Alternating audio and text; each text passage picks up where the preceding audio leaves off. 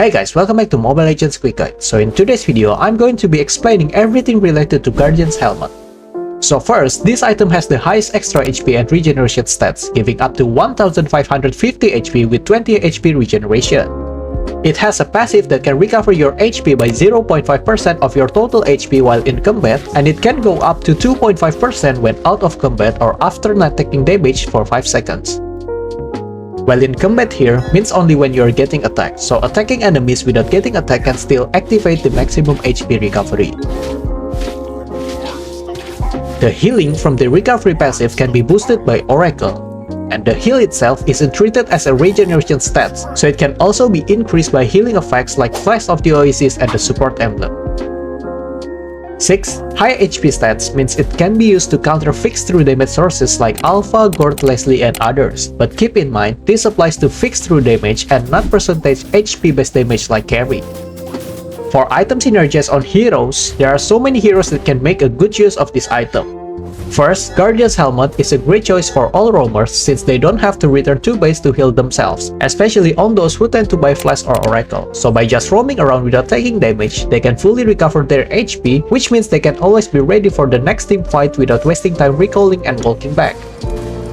This also applies to some tanks or fighters who have a hard time recovering their HP, especially those who don't rely on spell vamp or lifesteal.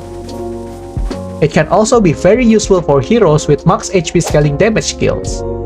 Heroes like Fredrin, Barretts, Akai, Minotaur, and others are able to make a good use of this item, especially Beleric.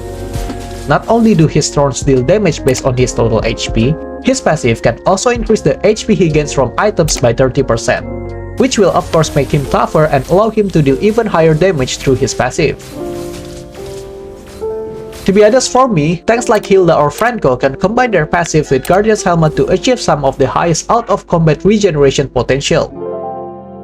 That way, they only need a few seconds before jumping into a teamfight again. And if you want to include someone with similar abilities, Helkert could be an option, but I'd rather stick with his damage build. For Hylas, he will start draining his HP when his mana is depleted, so Guardian's Helmet can be a great substitute for his mana pool, while its recovery passive will also help him a lot.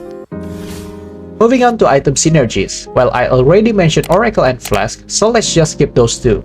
As for items like Curse Helmet, it is able to deal damage based on your total HP, so Guardian's Helmet will definitely be a great synergy for it. For Immortality, it revives you with 16% HP, so the more HP you have, the more damage you can withstand after being revived. As for Twilight Armor, it reduces excess damage by 20 plus 0.2% of your max HP. So pairing Guardian's Helmet with Twilight can make a strong combo to counter burst damage from heroes like Leslie, Brody, and others. And also with mana items, since combining all this lets you basically say goodbye to the recall button. For Emblem and Talent synergies, while of course Tank Emblem is definitely the best synergy to for sure increase the user's HP, especially with Concussive Blast to help deal more damage. Brave Smite, Impurage on mana-less heroes, and even Killing Spree are also great since all of them are able to restore HP based on your health. And Support Emblem can also be a good option thanks to its bonus healing effect. Now for Guardian's Helmet counters, all HP based damage will naturally become its weakness, so you might want to check this video to see the list of all HP based damage sources.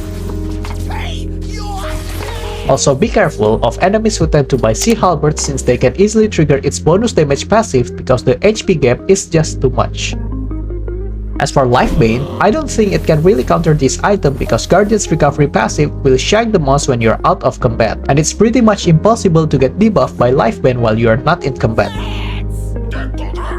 Last point, just a bit of trivia, so before Guardian's Helmet was released, there was an item called Bloodthirsty King that has the same HP stat and a passive similar to Killing Spree. Also, if I remember correctly, the word Sky used to be in Guardian's Helmet name, but I'm not sure why they removed it. And that's all for the full explanation and analysis on Guardian's Helmet. Feel free to share your thoughts in the comments below in case I missed anything. Thanks for watching and see you around.